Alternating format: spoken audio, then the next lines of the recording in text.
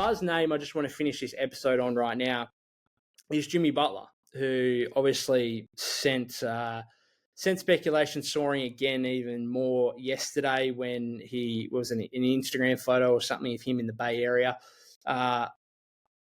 He's the one that's kind of, if it was Kevin Durant at the start of the offseason, it's Jimmy Butler now in terms of that high-end star who the Warriors could potentially get their hands on. Obviously, a lot of talk about potential discomfort at the Heat at the moment. Pat Riley was really publicly critical of Jimmy's kind of trash talking from the sidelines in the first round series against the Celtics. He's the player right now where you got to kind of keep an eye on.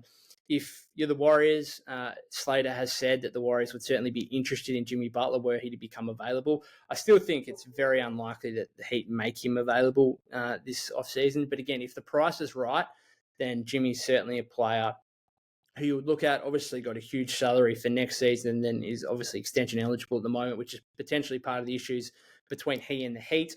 I did see a three-team trade kind of floated out there. I can't remember. It was one of my colleagues at Fansided, but I can't remember who it was. Apologies for that. But it was a three-team trade between the Warriors, the Heat, and the Magic, where it was essentially Wiggins, Moody, CP3, Pods, 3 first-rounders for Jimmy, Cole Anthony, and Caleb Houston, both from Orlando. Would I do that?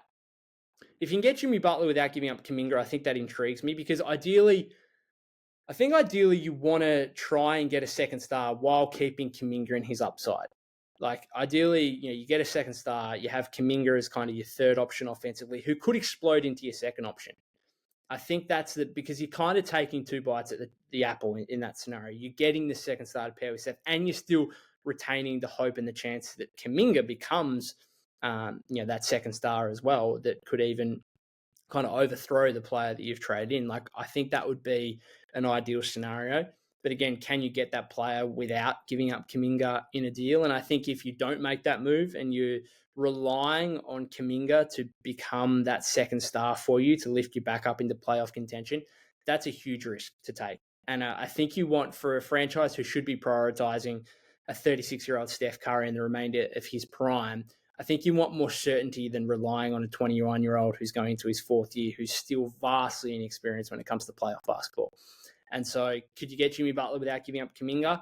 If you could, then I think that certainly interests me. Is 3 first-rounders a bit excessive? Maybe. If we could cut that down to 2, then potentially the Warriors would do that deal. I think Pods would obviously be a big loss for us in that scenario. But if it was to get Jimmy Butler, I don't hate it. I don't hate it. I wouldn't be totally against it in that scenario because I don't think Pods can become a star in the way that JK potentially can, as despite him being so impactful in his rookie season. Cole Anthony, is he good enough to run a second unit behind Steph and be a backup point guard?